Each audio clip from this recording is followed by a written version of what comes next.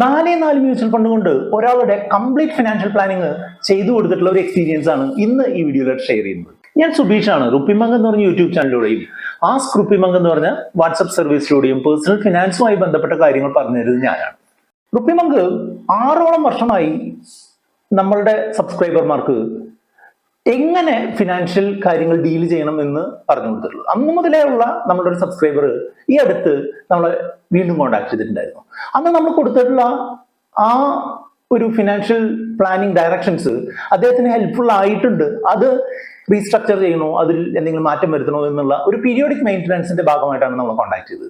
അപ്പൊ അദ്ദേഹത്തിന് അന്ന് ഞാൻ സജസ്റ്റ് ചെയ്ത് കൊടുത്തിട്ടുള്ള കാര്യങ്ങൾ ഒന്ന് നിങ്ങളുമായിട്ട് ഷെയർ ചെയ്ത് കഴിഞ്ഞിട്ടുണ്ടെന്നുണ്ടെങ്കിൽ നിങ്ങൾക്ക് നിങ്ങളുടെ ഫിനാൻഷ്യൽ പ്ലാനിങ് തന്നെ ചെയ്യാനോ അതല്ല എന്നുണ്ടെങ്കിൽ നമ്മളുടെ സഹായത്തോടു കൂടി ചെയ്യാനുള്ള ഒരു ഡയറക്ഷനോ കിട്ടുന്നതിനായിട്ടാണ് ഈ വീഡിയോ ചെയ്യുന്നത്. ഈ പേഴ്സണൽ ഫിനാൻസ് എന്ന് പറഞ്ഞിട്ടുണ്ടെങ്കിൽ പേഴ്സണൽ ആണ് എന്നുള്ളതാണ് ഏറ്റവും പ്രധാനപ്പെട്ട കാര്യം. ഇപ്പൊ എനിക്ക് യോജിക്കുന്ന കാര്യങ്ങളായിരിക്കില്ല നിങ്ങൾക്ക് യോജിക്കുന്നത്, നമുക്ക് രണ്ടുപേർക്കും യോജിക്കുന്നതായിരിക്കില്ല മൂന്നാമതൊരാൾക്ക് യോജിക്കുന്നത്. അപ്പോ നമ്മൾ ഓരോരുത്തരുടെയും ഏജ്, അദ്ദേഹത്തിന് കിട്ടുന്ന ഇൻകത്തിന്റെ സ്വഭാവം, എന്തുമാത്രം ഇൻകം കിട്ടുന്നുണ്ട്, എത്ര നാൾ ആ ഇൻകം കിട്ടും, അല്ലെങ്കിൽ എത്ര സ്റ്റേബിൾ ആണ് ആ ഇൻകം, അതുപോലെ നമ്മളുടെ ഫാമിലിയിൽ ആരൊക്കെയുണ്ട്, നമ്മളുടെ എമൗണ്ടിനെ ഡിപ്പെൻഡ് ചെയ്തുകൊണ്ട് ആരൊക്കെ ജീവിക്കുന്നുണ്ട്, അങ്ങനെയുള്ള കാര്യങ്ങൾ മനസ്സിലാക്കിക്കൊണ്ടാണ് നമ്മൾ ഫിനാൻഷ്യൽ പ്ലാനിങ്ങുമായിട്ട് ബന്ധപ്പെട്ടുള്ള ഡയറക്ഷൻസ് കൊടുക്കാറുള്ളത്. അതുമാത്രമല്ല ഏറ്റവും പ്രധാനപ്പെട്ട ഒരു കാര്യം എന്ന് പറഞ്ഞിട്ടുണ്ടെങ്കിൽ ഓരോരുത്തർക്കും റിസ്ക് എടുക്കാനുള്ള കഴിവ് താരതമ്യേന വ്യത്യാസമായിരിക്കും. അതായത് ഇപ്പൊ എനിക്ക് റിസ്ക് എടുക്കാൻ, വളരെ വലിയ റിസ്ക് എടുക്കാൻ സാധിക്കുമെന്നുള്ളത് നിങ്ങളെ സംബന്ധിച്ചിടത്തോളം അത് യോജിക്കണമെന്നില്ല. അതായത് നിങ്ങൾക്ക് റിസ്ക് കുറവേ എടുക്കാൻ സാധിക്കുമായിരിക്കുള്ളൂ. അപ്പോൾ എല്ലാവർക്കും ഒരേ രീതിയിലുള്ള കാര്യങ്ങൾ സജസ്റ്റ് ചെയ്ത് കൊടുക്കുക എന്നുള്ളതിനപ്പുറം ഓരോരുത്തരുടെയും ആവശ്യങ്ങൾക്കനുസരിച്ച് ചെയ്യുക എന്നുള്ളതാണ്. ഇപ്പൊ ഇദ്ദേഹത്തിന്റെ മെയിൻ ആയിട്ടുള്ള ആവശ്യം എന്ന് പറഞ്ഞിട്ടുണ്ടെങ്കിൽ ഇദ്ദേഹത്തിന്റെ കാര്യങ്ങൾ വളരെ സിമ്പിൾ ആയിട്ട് പോകണം എന്നുള്ളൊരു ആഗ്രഹം. മിനിമലിസ്റ്റിക് ചിന്താഗതിയുള്ള ആളുകൾ എനിക്ക് ഭയങ്കര താല്പര്യമാണ്. ഞാൻ ബേസിക്കലി മിനിമലിസ്റ്റിക് ചിന്താഗതിയോടുകൂടി ജീവിക്കുന്ന ഒരാളാണ്. അപ്പോൾ എല്ലാം സിമ്പിൾ ആയിട്ട് മുന്നോട്ട് പോയാലുള്ള ഗുണം എന്താണ്? നമ്മൾക്ക് അത് മെയിൻറ്റെയിൻ ചെയ്ത് കൊണ്ടുപോകാൻ വളരെ എളുപ്പമായിരിക്കും. അതുപോലെ തന്നെ നമ്മളുടെ ഭാഗത്തിൽ അത് നമ്മളുടെ നോമിനികൾ കണ്ടിന്യൂ ചെയ്ത് കൊണ്ടുപോകാനും അവർക്കും എളുപ്പമായിരിക്കും എന്നുള്ളതാണ്. അപ്പൊ അങ്ങനെ മിനിമലിസ്റ്റിക് ചിന്താഗതിയിലുള്ള ഒരാള് നമ്മളെ 2019-20 കാലഘട്ടത്തിൽ കോണ്ടാക്ട് ചെയ്തപ്പോൾ അദ്ദേഹത്തിന്റെ ഒരു പേഴ്സണൽ അവസ്ഥ ഇങ്ങനെയായിരുന്നു. അദ്ദേഹത്തിന് ജോലിയുണ്ട്, ഒരു പ്രൈവറ്റ് കമ്പനിയിലാണ് ജോലി സ്ഥിരമാണോ എന്ന് ചോദിച്ചു കഴിഞ്ഞാൽ വലിയ സ്ഥിരതയൊന്നുമില്ല, എങ്കിലും തെറ്റില്ലാത്ത ശമ്പളം കിട്ടുന്ന ഒരു ജോലിയുണ്ട്.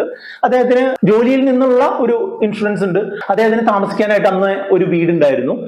അതുപോലെ അദ്ദേഹത്തിന്റെ മാതാപിതാക്കൾ അദ്ദേഹത്തിന്റെ കൂടെ ഉണ്ടായിരുന്നില്ല. അദ്ദേഹവും അദ്ദേഹത്തിന്റെ ഭാര്യയും കുട്ടികളും മാത്രമാണ് ഉള്ളത്. അപ്പൊ ഈ ഒരു കാര്യത്തിനെ ബേസ് ചെയ്തുകൊണ്ട് നമ്മൾ അദ്ദേഹത്തിന്റെ കാര്യങ്ങൾ ചെക്ക് ചെയ്യുകയും, ഇൻകത്തിന്റെ കാര്യമായാലും ഏജിന്റെ കാര്യം, ഡിപ്പെൻഡൻസിന്റെ ഡീറ്റെയിൽസ് ആയാലും അങ്ങനെയുള്ള കാര്യങ്ങളൊക്കെ ചെക്ക് ചെയ്തപ്പോൾ നമുക്ക് മനസ്സിലായത് എന്താണെന്ന് വെച്ചാൽ അദ്ദേഹത്തിന് ഒരു മോഡറേറ്റ് ആയിട്ടുള്ള രീതിയിൽ റിസ്ക് എടുക്കാൻ സാധിക്കും എന്നുള്ളതാണ്. ഈ ഒരു റിസ്ക് അസസ്മെന്റ് നിങ്ങൾ എല്ലാവരുടെയും ഒരു ഫിനാൻഷ്യൽ പ്ലാനിങ്ങിന്റെ ഭാഗമായിട്ട് കൃത്യമായിട്ട് ചെയ്യേണ്ട ഒരു കാര്യമാണ്. അതായത് വളരെ അഗ്രസീവ് ആയിട്ട് റിസ്ക് എടുക്കാൻ പറ്റുമോ, മോഡറേറ്റ് ആയിട്ട് ഒരു താരതമ്യേന ഒരു ആവറേജ് ലെവലിൽ റിസ്ക് എടുക്കാൻ പറ്റുമോ, അതല്ല തീരെ ഒരു കൺസർവേറ്റീവ് ആയിട്ടുള്ള രീതിയിലുള്ള റിസ്ക് എടുക്കലാണോ വേണ്ടത് എന്നുള്ളത് നമുക്ക് ആളുകളായിട്ട് സംസാരിക്കുമ്പോൾ അവരുടെ അടുത്ത് നിന്നുള്ള ഡേറ്റ മനസ്സിലാക്കുമ്പോൾ കൃത്യമായിട്ട് നമുക്ക് സജസ്റ്റ് ചെയ്ത് കൊടുക്കാൻ സാധിക്കുന്നതാണ്. അപ്പൊ നിങ്ങൾക്ക് ഇങ്ങനെ ഒരു സപ്പോർട്ട് വേണമെന്നുണ്ടെങ്കിൽ നമ്മുടെ ആസ്ക് റുപ്പിമംഗ് സർവീസിലേക്ക് 8848030018 കോൺടാക്ട് ചെയ്യാവുന്നതാണ്. അദ്ദേഹത്തിന്റെ ആവശ്യങ്ങൾ ഇതൊക്കെയായിരുന്നു. ജോലി സ്ഥിരതയില്ലാത്തതുകൊണ്ട് അദ്ദേഹത്തിന് ശമ്പളത്തിന്റെ അഭാവത്തിൽ അദ്ദേഹത്തിന് കാര്യങ്ങൾ നടത്തിക്കൊണ്ടുപോകാനുള്ള ഒരു സംവിധാനം ഉണ്ടാക്കണം. അദ്ദേഹത്തിന് ഒരു 10-15 വർഷത്തിനൊക്കെ ശേഷം ഒരു റിട്ടയർമെന്റ് പ്ലാനിങ്ങുമായിട്ട് ബന്ധപ്പെട്ട് ഒരു 3 കോടി രൂപയോളം അദ്ദേഹത്തിന് വേണം എന്നുള്ളൊരു ആവശ്യം ഉണ്ടായിരുന്നു. മൂന്നാമത്തെ കാര്യം എന്താണെന്ന് വെച്ചാൽ കുട്ടികളുടെ വിദ്യാഭ്യാസവുമായി ബന്ധപ്പെട്ട് ഒരു 10 വർഷമൊക്കെ കഴിയുമ്പോൾ അദ്ദേഹത്തിന് അത്യാവശ്യം തെറ്റില്ലാത്തൊരു കോർപ്പസും വേണമായിരുന്നു. ഇത് കൂടാതെ നാലാമതൊരു ഗോൾ ഉള്ളത് അദ്ദേഹത്തിന് പീരിയോഡിക് ആയിട്ട് ഫാമിലിയുമായിട്ട് ഉള്ള വെക്കേഷൻ കാര്യങ്ങൾ പ്ലാൻ ചെയ്യണമായിരുന്നു. ഈ ഒരു 4 കാര്യങ്ങളാണ് അദ്ദേഹം നമ്മളോട് ചോദിച്ചത്. അതിനെ എങ്ങനെ പ്ലാൻ ചെയ്യാം, ഏറ്റവും മിനിമം ആയിട്ട് എങ്ങനെ പ്ലാൻ ചെയ്യാം എന്നുള്ളതാണ്. നമ്മൾ വെറും 4 ഫണ്ടുകൾ ഉപയോഗിച്ച് തന്നെ ഈ പ്ലാനിങ് ചെയ്തു കൊടുക്കാനായിട്ട് ശ്രമിച്ചു. അത് ഈ ഒരു 6 വർഷത്തിന് ശേഷം അതിൽ തിരിഞ്ഞു നോക്കുമ്പോൾ അദ്ദേഹം അത് ഓൾമോസ്റ്റ് ഒരു പകുതി ഭാഗത്തോളം അത് അച്ചീവ് ചെയ്യുകയും ചെയ്തു എന്നുള്ളത് വളരെ പ്രധാനപ്പെട്ട ഒരു കാര്യമാണ്. ഒന്നാമത്തെ ആവശ്യമായിട്ടുള്ള ജോലി സ്ഥിരത ഇല്ലാത്തത് കൊണ്ടുള്ള ആ ഒരു പ്രശ്നത്തെ എങ്ങനെ അഡ്രസ് ചെയ്തു എന്നുള്ളത് അത് ഞാൻ പറഞ്ഞുതരാം. ജോലി സ്ഥിരത ഇല്ലാതിരിക്കുക എന്ന് പറഞ്ഞിട്ടുണ്ടെങ്കിൽ എന്താണ്, നമുക്ക് ജോലി പോയി കഴിഞ്ഞാൽ നമ്മുടെ വരുമാനത്തിന് കാര്യമായിട്ടുള്ള പ്രശ്നം വരും. അത് നമ്മളുടെ ജീവിത ചെലവുകളെ, ദൈനംദിന ജീവിത ചെലവുകളെ ബാധിക്കുകയും ചെയ്യും. അത് ഒഴിവാക്കുന്നതിനായിട്ട് ഞാൻ പറഞ്ഞു കൊടുത്തത് ഒരു 6 മുതൽ 12 മാസം വരെയുള്ള ഒരു എമൗണ്ട്, നമ്മളുടെ മാസ ചെലവിന്റെ 6 ഇരട്ടി മുതൽ 12 ഇരട്ടി വരെയുള്ള ഒരു എമൗണ്ട് താരതമ്യേന സേഫ് ആയിട്ടുള്ള ഒരു മ്യൂച്വൽ ഫണ്ടിൽ ഇടുക എന്നുള്ളതാണ്. അത്തരം മ്യൂച്വൽ ഫണ്ടുകൾ പറയുന്ന പേരാണ് ഡെറ്റ് മ്യൂച്വൽ ഫണ്ടുകൾ എന്ന് പറയും. ഡെറ്റ് മ്യൂച്വൽ ഫണ്ടുകൾ എന്ന് പറഞ്ഞിട്ടുണ്ടെങ്കിൽ പ്രധാനപ്പെട്ട കമ്പനികളുടെയും മറ്റുള്ള സ്ഥാപനങ്ങളുടെയും ഒക്കെ ഫിക്സഡ് ഇൻകം കിട്ടുന്ന ബോണ്ടുകൾ, കടപ്പത്രങ്ങൾ നിക്ഷേപിക്കുന്നതാണ്. അതിനായിട്ട് സജസ്റ്റ് ചെയ്ത ഫണ്ടിന്റെ പേര് ICICI Prudential short term fund എന്ന് പറഞ്ഞിട്ടുള്ള ഫണ്ടിന്റെ ഡയറക്റ്റ് ഗ്രോത്ത് പ്ലാനിലാണ് അദ്ദേഹത്തോട് ഞാൻ നിക്ഷേപിക്കാനായിട്ട് പറഞ്ഞത്.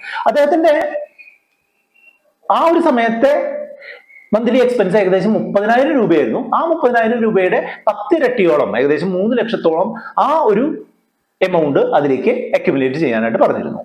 ഈ 3 ലക്ഷം ആയാൽ അതിലേക്കുള്ള ഫർദർ ഇൻവെസ്റ്റ്മെന്റ് നിർത്താം. പക്ഷെ ഓരോ വർഷം കഴിയുന്തോറും നമ്മളുടെ ആവശ്യങ്ങൾ കൂടുന്നതിനനുസരിച്ച് എമർജൻസി ഫണ്ട് കോർപ്പസിൽ അതിനനുസരിച്ചുള്ള ചേഞ്ച് ഉണ്ടായിട്ടുണ്ടോ എന്നുള്ളത് കൂടെ നോക്കേണ്ടതായിട്ടുണ്ട്. രണ്ടാമത്തെ ആവശ്യം എന്തായിരുന്നു എന്ന് വെച്ചാൽ അദ്ദേഹത്തിന് ഒരു 2-3 വർഷത്തിനൊക്കെ ശേഷം എല്ലാ വർഷവും അദ്ദേഹത്തിന് ഫാമിലിയുമായിട്ട് ഒരു ട്രിപ്പ് പോകാനുള്ള ഒരു സംവിധാനമൊക്കെ ഉണ്ടാക്കണം. ഞാൻ ചോദിച്ചു അന്ന് ആവറേജ് ഒരു എക്സ്പെൻസ് എത്രയാണെന്ന് ചോദിച്ചപ്പോൾ ഏകദേശം ഒരു 3-4 ലക്ഷം രൂപയൊക്കെ വേണമെന്ന് പറഞ്ഞു. അപ്പൊ അതിനനുസരിച്ചുള്ള ഒരു പ്ലാനാണ് ഞാൻ സജസ്റ്റ് ചെയ്തത്. അതിന് പറ്റുന്നൊരു ഫണ്ടും എനിക്ക് സജസ്റ്റ് ചെയ്ത് കൊടുക്കാനായിട്ട് സാധിച്ചു. HDFC ബാലൻസ് അഡ്വാൻറ്റേജ് ഫണ്ടിന്റെ ഡയറക്റ്റ് ഗ്രോത്ത് പ്ലാനിൽ ഒരു 20 ലക്ഷത്തോളം രൂപ അക്യുമുലേറ്റ് ചെയ്യുക എന്നുള്ളതാണ്. അങ്ങനെ 20 ലക്ഷം രൂപ അക്യുമുലേറ്റ് ചെയ്തിട്ടുള്ള ആ ഒരു സിറ്റുവേഷനിൽ നിങ്ങൾക്ക് അതിൽ നിന്ന് ഒരു പ്രാവശ്യത്തേക്കുള്ള എമൗണ്ട് ഫുള്ളായിട്ട് വിഡ്രോ ചെയ്തുകൊണ്ട് ആ കാര്യം നടത്തുക. അതിനുശേഷം വീണ്ടും ആ ഒരു എമൗണ്ട് ഇൻക്രീസ് ചെയ്ത് വന്നോ അല്ലെങ്കിൽ നമ്മൾ ആഡ് ചെയ്തോ ആ ഒരു എമൗണ്ട് വീണ്ടും 20 ലക്ഷം എത്തുമ്പോൾ വീണ്ടും അടുത്ത ട്രിപ്പ് പ്ലാൻ ചെയ്യുക. ഈ ട്രിപ്പ് എന്ന് പറഞ്ഞിട്ടുണ്ടെങ്കിൽ ഒരു ഉറപ്പ് ഇന്ന ദിവസം നടത്തണം എന്നുള്ള ഒരു തരത്തിലുള്ള ഗോളല്ല അല്ലെ. നമുക്ക് നെഗോഷിയേറ്റ് ചെയ്യാൻ പറ്റുന്ന ഗോളാണ്, അല്ലെങ്കിൽ നമുക്ക് അത് കുറച്ച് സമയം മാറ്റി വെച്ചാലും പ്രശ്നങ്ങളില്ലാത്ത ഗോളാണ്.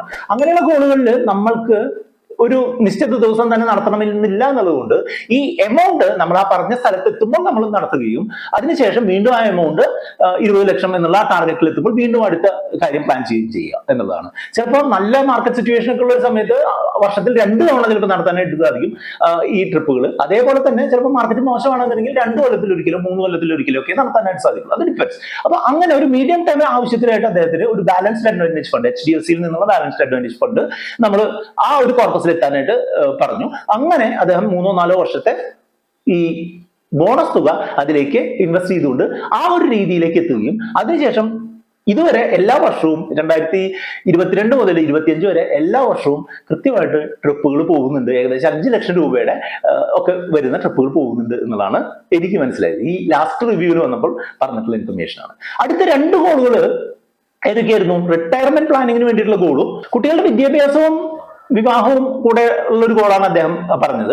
അപ്പോ ഈ വിദ്യാഭ്യാസവും വിവാഹവും കൂടെ അദ്ദേഹത്തിന് 1 കോടി രൂപ ആണ് അദ്ദേഹം ഉദ്ദേശിച്ചിട്ടുള്ളത്. അതുപോലെ റിട്ടയർമെന്റിന് 3 കോടി രൂപയുമാണ് ഉദ്ദേശിച്ചിട്ടുള്ളത്. അദ്ദേഹത്തിന്റെ ഒരു അലോക്കേഷനിൽ എനിക്ക് ചെറിയൊരു കൺസേൺ ഉണ്ടായിരുന്നു. അദ്ദേഹം വിദ്യാഭ്യാസത്തിനായിട്ട് 40 ലക്ഷവും വിവാഹത്തിനായിട്ട് 60 ലക്ഷവുമാണ് അദ്ദേഹം മനസ്സിൽ കണ്ടത്. പക്ഷെ ഞാൻ അദ്ദേഹത്തോട് പറഞ്ഞു വിവാഹത്തിന് സ്പെൻഡ് ചെയ്യുന്ന എമൗണ്ടിനേക്കാൾ കൂടുതൽ എമൗണ്ട് വിദ്യാഭ്യാസത്തിന് വേണ്ടി പ്ലാൻ ചെയ്യുക എന്നുള്ളതായിരിക്കും ഒരു സെൻസിബിൾ ആയിട്ടുള്ള, ഭാവിയിലേക്ക് നോക്കുമ്പോൾ സെൻസിബിൾ ആയിട്ടുള്ള കാര്യം അതാണ് എന്നുള്ളത് പറഞ്ഞു കൊടുക്കാനായിട്ട് ശ്രമിച്ചിരുന്നു. പക്ഷെ അദ്ദേഹം അത് അദ്ദേഹത്തിന്റെ രീതിയിൽ തന്നെ അദ്ദേഹം കണ്ടിന്യൂ ചെയ്യാണ് ചെയ്തത് എന്നുള്ളതാണ്. അതുപോലെ തന്നെ 15 വർഷത്തിന് ഒക്കെ ശേഷം റിട്ടയർമെന്റിലേക്ക് എത്തണം, അതിനായിട്ട് 3 കോടി രൂപ വേണം എന്ന് പറഞ്ഞു. ഈ 3 കോടി രൂപയിലേക്ക് എങ്ങനെ എത്തിയെന്ന് ചോദിച്ചപ്പോൾ നമ്മളുടെ തന്നെ കുറെ ഇൻഫർമേഷൻ കണ്ടുകൊണ്ടാണ് അദ്ദേഹം ഈ 3 കോടി രൂപയിലേക്ക് എത്തിയത്. നമ്മൾ എല്ലാവരും പറയാറുണ്ടല്ലോ 4% റൂൾ എന്ന് പറയുന്നത്. അതായത് നമ്മൾ ഒരു കോർപ്പസ് നിക്ഷേപിച്ചിട്ടുള്ള ഒരു സ്ഥലത്ത് നിന്ന് നമ്മൾ ഒരു വർഷം 4% നമ്മൾ അതിൽ നിന്ന് സേഫ് ആയിട്ട് വിഡ്രോ ചെയ്യുകയാണെങ്കിൽ ആ കോർപ്പസ് ഒരിക്കലും എന്ത് ചെയ്യില്ല, ഈ അവസാനിച്ച് പോവില്ല എന്നുള്ളതാണ്. അതായത് 3 കോടി രൂപയുള്ള ഒരാൾക്ക് ഒരു വർഷം 12 ലക്ഷം രൂപ, 3 കോടിയുടെ 4% എന്ന് പറഞ്ഞാൽ 12 ലക്ഷം രൂപ, അതായത് ഒരു മാസം 1 ലക്ഷം രൂപ വെച്ച് സ്പെൻഡ് ചെയ്യാനായിട്ട് റിട്ടയർമെന്റ് സമയത്ത് ഉപയോഗിക്കാനുള്ള ഒരു ഫണ്ട്, അതിനു വേണ്ടിയിട്ടാണ് അദ്ദേഹം ഈ 3 കോടിയിലേക്ക് വന്നത്. അപ്പോൾ നമ്മൾ ഏത് ഗോളുകളായാലും നമ്മൾക്ക് എത്ര രൂപ വേണം എന്നുള്ളത് ആദ്യം കണ്ടുപിടിക്കുകയും അതിനനുസരിച്ച് നമ്മളുടെ ഇൻവെസ്റ്റ്മെന്റുകൾ പ്ലാൻ ചെയ്യുകയാണ് വേണ്ടത്. ഈ 2 കാര്യങ്ങൾക്കും കൂടെ കമ്പൈൻഡ് ആയിട്ടുള്ള ഒരു മ്യൂച്വൽ ഫണ്ട് പോർട്ട്ഫോളിയോ ആണ് നമ്മൾ സജസ്റ്റ് ചെയ്തത്. വെറും 2 ഫണ്ടുകളുള്ള ഒരു മ്യൂച്വൽ ഫണ്ട് പോർട്ട്ഫോളിയോ. നിങ്ങൾ പലരും നമ്മളുടെ വീഡിയോകൾ കണ്ടിട്ടുണ്ടാവും. പരാഗ് പരീഖിന്റെ ഫ്ലെക്സി ക്യാപ്പ് എന്ന് പറഞ്ഞ ഫണ്ടും അതുപോലെ UTIയുടെ നിഫ്റ്റി 50 ഇൻഡെക്സ് ഫണ്ടും, ഇതിന്റെ 2ന്റെയും ഡയറക്റ്റ് പ്ലാനുകളാണ് നമ്മൾ അവർക്ക് ഫോളോ ചെയ്യാനായിട്ട് പറഞ്ഞു കൊടുത്തത്. റിട്ടയർമെന്റ് ആവശ്യത്തിനായിട്ട് 15 വർഷത്തിന് ശേഷമാണ് റിട്ടയർമെന്റ് എന്നുള്ളതും അത് നമ്മൾക്ക് 180 മാസം നമുക്ക് ഇൻവെസ്റ്റ് ചെയ്യാനുള്ള ഒരു ഇതുണ്ട് എന്നുള്ളതാണ്. അപ്പൊ അതിൽ നിന്ന് നമ്മൾ തുടങ്ങുന്ന സമയത്ത് 33,000 രൂപ വെച്ച് ഈ ഒരു ഫണ്ടില് ഇൻവെസ്റ്റ് ചെയ്യുക എന്നുള്ളതാണ് പറഞ്ഞു കൊടുത്തത്. അതോടൊപ്പം തന്നെ ഈ 33,000 രൂപ ഓരോ വർഷവും 10% വെച്ച് കൂട്ടാനും പറഞ്ഞിട്ടുണ്ട്. അതായത് ആദ്യത്തെ വർഷം 33, രണ്ടാമത്തെ വർഷം 36,300, അങ്ങനെ സ്റ്റെപ്പ് അപ്പ് ചെയ്തിട്ടുള്ള SIP-കൾ 15 വർഷം ഈ രീതിയിൽ പ്രൊസീഡ് ചെയ്ത് കഴിഞ്ഞാൽ 12.5% എന്ന് പറഞ്ഞിട്ടുള്ള നോർമൽ ഒരു എക്സ്പെക്ടേഷൻ വെച്ച് കഴിഞ്ഞാൽ 3 കോടി തീർച്ചയായിട്ടും ലഭിക്കും എന്നുള്ളതാണ്. അതോടൊപ്പം തന്നെ 10 വർഷത്തിനുള്ളിൽ, അതായത് 120 മാസം 35,000 രൂപ വെച്ച് സ്റ്റാർട്ട് ചെയ്യുന്ന ഒരു SIP മറ്റൊരു ഫണ്ടിൽ, അതായത് രണ്ടാമത്തെ ഫണ്ടിൽ നിക്ഷേപിച്ചു കഴിഞ്ഞിട്ടുണ്ടെന്നുണ്ടെങ്കിൽ ഈ 10 വർഷം കൊണ്ട് ഈ 10% വെച്ച് സ്റ്റെപ്പ് അപ്പ് ചെയ്യുന്ന ഫണ്ടുകൾ 12% ആനുവൽ ഗ്രോത്ത് കാണിക്കുകയാണെന്നുണ്ടെങ്കിൽ 1 കോടി രൂപയിലേക്ക് എത്തും എന്ന് പറഞ്ഞു കൊടുത്തു. അപ്പോൾ ഈ രണ്ട് ഫണ്ടുകളും കമ്പൈൻ ചെയ്തുകൊണ്ട് 10-15 വർഷത്തേക്കുള്ള ഒരു ഇൻവെസ്റ്റ്മെന്റ് ആയിട്ട് പ്രൊസീഡ് ചെയ്യാനായിട്ടാണ് പറഞ്ഞു കൊടുത്തിട്ടുള്ളത്. അപ്പൊ അങ്ങനെ നമ്മൾക്ക് ഈ റിട്ടയർമെന്റ് പ്ലാനിങ്ങും അതുപോലെ കുട്ടികളുടെ വിദ്യാഭ്യാസവും വിവാഹവും പ്ലാൻ ചെയ്യാനായിട്ട് സാധിക്കും. ഇദ്ദേഹം ചെയ്യുന്ന ശരിയായിട്ടുള്ള കാര്യങ്ങളും അദ്ദേഹം കറക്റ്റ് ചെയ്യേണ്ട കാര്യങ്ങളും കൂടെ പറഞ്ഞുകൊണ്ട് ഈ വീഡിയോ അവസാനിപ്പിക്കാം. അദ്ദേഹം ചെയ്യുന്ന ശരിയായിട്ടുള്ള കാര്യം എന്താണെന്ന് വെച്ചാൽ, ഒന്നാമത്തെ കാര്യം പറയാമെന്ന് എന്താണെന്ന് വെച്ചാൽ, ഇദ്ദേഹം തെറ്റില്ലാത്തൊരു കമ്പനിയാണ് വർക്ക് ചെയ്യുന്നത്. പക്ഷേ ജോലി പോകാനുള്ള സാധ്യത ഉള്ള തരത്തിലുള്ള ഒരു ജോലിയാണ്. അതുകൊണ്ട് തന്നെ അദ്ദേഹത്തിന് കമ്പനിയിൽ നിന്നൊരു മെഡിക്കൽ ഇൻഷുറൻസ് കിട്ടുന്നുണ്ട് എന്നുണ്ടെങ്കിലും അദ്ദേഹത്തോട് സ്വന്തമായിട്ട് ഒരു ഫാമിലി ഫ്ലോട്ടർ മെഡിക്കൽ ഇൻഷുറൻസ് എടുക്കാനായിട്ട് പറഞ്ഞു. അല്ലാതെങ്കിൽ ജോലി പോകുന്ന അന്ന് മുതൽ മെഡിക്കൽ ഇൻഷുറൻസ് ഇല്ലാത്തൊരു സിറ്റുവേഷൻ വരികയും ആ ഒരു സമയത്ത് നമ്മൾ വീണ്ടും മെഡിക്കൽ ഇൻഷുറൻസിന് വേണ്ടി ട്രൈ ചെയ്യുമ്പോൾ ചിലപ്പോൾ നമുക്ക് എന്തെങ്കിലും രോഗങ്ങളോ അല്ലെങ്കിൽ നമുക്ക് കിട്ടാത്ത ഒരു അവസ്ഥയുണ്ടെങ്കിൽ നമ്മളുടെ ജീവിതം മുഴുവൻ മെഡിക്കൽ ഇൻഷുറൻസ് ഇല്ലാത്ത ഒരു സിറ്റുവേഷനിലേക്ക് വരേണ്ടി വരും എന്നുള്ളതാണ്. മെഡിക്കൽ ചെലവുകൾ എന്ന് പറയുമെങ്കിൽ ഓരോ കൊല്ലവും കൂടി വരികയാണെന്ന് നമുക്ക് അറിയാമല്ലോ. അതുകൊണ്ട് തന്നെ മെഡിക്കൽ ഇൻഷുറൻസ്, സ്വന്തമായിട്ടുള്ള ഒരു മെഡിക്കൽ ഇൻഷുറൻസ് ഉറപ്പാക്കുക എന്നുള്ളതാണ്. രണ്ടാമത്തെ ആ ഒരു ഉറപ്പാക്കൽ അദ്ദേഹം കൃത്യമായിട്ട് ഫോളോ ചെയ്തു എന്നുള്ളത് വളരെ സന്തോഷം തരുന്ന കാര്യം. അതുപോലെ തന്നെ അദ്ദേഹത്തിന് മോശം ഇൻഷുറൻസുകളിൽ നിന്ന് മാറി നിൽക്കാനുള്ള ഒരു നോളജ് നമ്മളുടെ ചാനൽ വഴി കിട്ടിയിട്ടുണ്ട്. അതായത് യൂണിറ്റ് ലിങ്ക്ഡ് ഇൻഷുറൻസ് പ്ലാനുകളും സാധാരണ ഇൻഷുറൻസ് പ്ലാനുകളിൽ നിന്നൊക്കെ ഒഴിവായി ടേം ഇൻഷുറൻസുകൾ എടുക്കുക എന്നുള്ളത് അദ്ദേഹത്തിന് കൃത്യമായിട്ട് മനസ്സിലാക്കിയിട്ടുള്ള കാര്യമാണ്. അദ്ദേഹം വളരെ നല്ല ഒരു കോർപ്പസ് ഉള്ള ഒരു ടേം ഇൻഷുറൻസും അദ്ദേഹം എടുത്തിട്ടുണ്ട് എന്നുള്ളത് രണ്ടാമത്തെ നല്ല കാര്യമായിട്ട് എനിക്ക് നോട്ട് ചെയ്യാനായിട്ടുണ്ട്. മൂന്നാമത്തെ കാര്യം എന്താണെന്ന് വെച്ചാൽ, നമ്മളെ കോൺടാക്ട് ചെയ്യുന്ന പലരും, നമ്മളുടെ വാട്സ്ആപ്പ് നമ്പർ ആയിട്ടുള്ള 8848030018 കോൺടാക്ട് ചെയ്യുന്ന പലരും ഈ പ്ലാനുകളും നമ്മുടെ സജഷനുകളും ഒക്കെ കേട്ടു പോവുക എന്നുള്ളത് ചെയ്യുന്നുണ്ടെങ്കിലും അത് എക്സിക്യൂട്ട് ചെയ്യുന്ന ആളുകൾ താരതമ്യേന കുറവാണ്. പക്ഷെ ഇദ്ദേഹം നമ്മൾ പ്ലാൻ കൊടുത്തിട്ടുള്ളത് മുതൽ തന്നെ അദ്ദേഹം സ്റ്റാർട്ട് ചെയ്തു, അത് ഇപ്പോഴും കണ്ടിന്യൂ ചെയ്യുന്നു.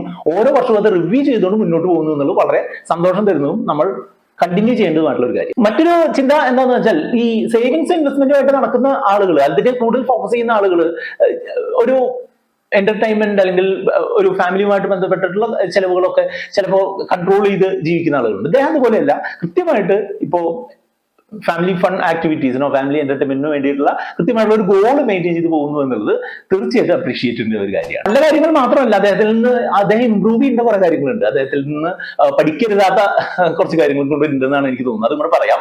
അതായത് ഒന്നാമത്തെ കാര്യം എന്ന് പറഞ്ഞാൽ, ഞാൻ മുൻപ് പറഞ്ഞത് പോലെ കുട്ടികളുടെ വിദ്യാഭ്യാസത്തിന് ആയിരിക്കണം കൂടുതൽ ലൊക്കേഷൻ, കുട്ടികളുടെ വിവാഹത്തിന് താരതമ്യേന കുറഞ്ഞ ലൊക്കേഷൻ എന്നുള്ള രീതി ഫോളോ ചെയ്യുന്നത് നന്നായിരിക്കും എന്നുള്ളതാണ്. നമ്മളുടെ കാലം പുരോഗമിക്കുന്നതോറും നമ്മളുടെ വിദ്യാഭ്യാസത്തിന് വേണ്ടിയിട്ടുള്ള ചെലവുകൾക്ക് കൂടുതൽ സ്പെൻഡ് ചെയ്യുക എന്നുള്ളതാവും നന്നാവുക എന്ന് എനിക്ക് തോന്നുന്നു. രണ്ടാമത്തെ ഒരു കാര്യം എന്താണെന്ന് വെച്ചാൽ, ഒരു ഗോൾഡ് ബേസ്ഡ് ആയിട്ടുള്ള കുറച്ച് ഇൻവെസ്റ്റ്മെന്റുകൾ നടത്തുന്നതുകൊണ്ട് തെറ്റില്ല എന്ന് തോന്നുന്നു. അതായത് നമ്മൾക്കിപ്പോൾ 1 കോടി രൂപ ഉണ്ടെന്നുണ്ടെങ്കിൽ അതിൽ 5 ലക്ഷം രൂപ വരെ ഗോൾഡ് ആവാം എന്നുള്ളതാണ്. അദ്ദേഹത്തിന് ഗോൾഡിന്റെ അലൊക്കേഷൻ കുറവായിരുന്നു. ഗോൾഡ് മ്യൂച്വൽ ഫണ്ടുകൾ വഴിയോ ഗോൾഡ് ETF വഴിയോ അത് ചെയ്യാം എന്നുള്ളൊരു സജഷൻ അദ്ദേഹത്തിനോട് ഇപ്രാവശ്യം നമ്മൾ പറഞ്ഞു കൊടുത്തിട്ടുണ്ട്. മറ്റൊരു കാര്യം എന്താണെന്ന് വെച്ചാൽ, ഈ അടുത്ത് അദ്ദേഹത്തിന് ആവശ്യമുണ്ടോ എന്നുള്ളത് ഉറപ്പില്ലാതെ തന്നെ അദ്ദേഹം വലിയൊരു ക്യാമറയൊക്കെ മേടിച്ചിട്ടുണ്ട് എന്നുള്ളതാണ് അദ്ദേഹം പറഞ്ഞിട്ടുള്ള ഒരു കാര്യം. അത് ചെയ്യാൻ പാടില്ലായിരുന്നു എന്നുള്ളത് അദ്ദേഹത്തിന്റെ ഈ റിവ്യൂയുടെ സമയത്താണ് അദ്ദേഹത്തിന് മനസ്സിലായത്. അതുപോലെ ഇമ്പൾസ് ബൈയിങ് ഡിസിഷൻസ്, ഏകദേശം 2 ലക്ഷം രൂപ വിലയുള്ള ഒരു ക്യാമറയാണ് അദ്ദേഹം മേടിച്ചിട്ടുള്ളത്. ഞാൻ ഫോട്ടോ എടുക്കുമെന്ന് ചോദിച്ചപ്പോൾ അദ്ദേഹം പറഞ്ഞു 2-3 ആഴ്ചയൊക്കെ എവിടേക്കെങ്കിലും പോകുമ്പോൾ ഫോട്ടോ എടുക്കാറുണ്ട്, അല്ലാതെ വേറെ ചിന്തയൊന്നും ഇല്ല എന്നുള്ളതാണ്. അപ്പോൾ അങ്ങനെ ഒരു വർഷം 2-3 ദിവസം മാത്രം ഉപയോഗിക്കുന്നതിന് വേണ്ടിയിട്ട് 2 ലക്ഷം രൂപ ചെലവാക്കുക എന്ന് പറഞ്ഞാൽ അത് തെറ്റായിട്ടുള്ള ഒരു ഫിനാൻഷ്യൽ ഡിസിഷൻ അല്ലേ എന്ന് ചോദിച്ചപ്പോൾ അതൊരു ഇമ്പൾസീവ് ആയിട്ടുള്ള ഒരു ഡിസിഷൻ ആയിരുന്നു, ബൈയിങ് ഡിസിഷൻ ആയിരുന്നു, അത് ഒഴിവാക്കാമായിരുന്നു എന്നുള്ളതാണ്. അത്തരം അങ്ങനെയുള്ള ഒരു ഇമ്പൾസീവ് ബൈയിങ് കാര്യങ്ങൾ ഒഴിവാക്കണം എന്നുള്ളത് ഒരു സജഷൻ ആയിട്ട് അദ്ദേഹത്തോട് ഞാൻ പറഞ്ഞു കൊടുക്കാൻ ശ്രമിച്ചിട്ടുണ്ട്. ഇങ്ങനെ നമുക്ക് വളരെ മിനിമലിസ്റ്റിക് ആയിട്ട് മിനിമം ഫണ്ടുകൾ വഴി, മിനിമം കാര്യങ്ങൾ വഴി നമ്മുടെ ഫിനാൻഷ്യൽ പ്ലാനിങ് കൃത്യമായിട്ട് സ്വന്തമായിട്ട് വേണമെങ്കിൽ ചെയ്യാനായിട്ട് സാധിക്കും. അതിന് എന്തെങ്കിലും സപ്പോർട്ട് വേണമെന്നുണ്ടെങ്കിൽ നമ്മളുടെ വാട്സ്ആപ്പ് നമ്പർ ആയിട്ടുള്ള 8848030018 കോൺടാക്ട് ചെയ്യുക. ഈ വീഡിയോ ഇഷ്ടപ്പെട്ടു കഴിഞ്ഞാൽ കൂട്ടുകാരുമായിട്ടൊന്ന് ഷെയർ ചെയ്യുക, ലൈക്ക് ചെയ്യാനും കമന്റ് ചെയ്യാനും കൂട്ടുകാരുമായിട്ട് ഷെയർ ചെയ്യാനും മറക്കരുത്.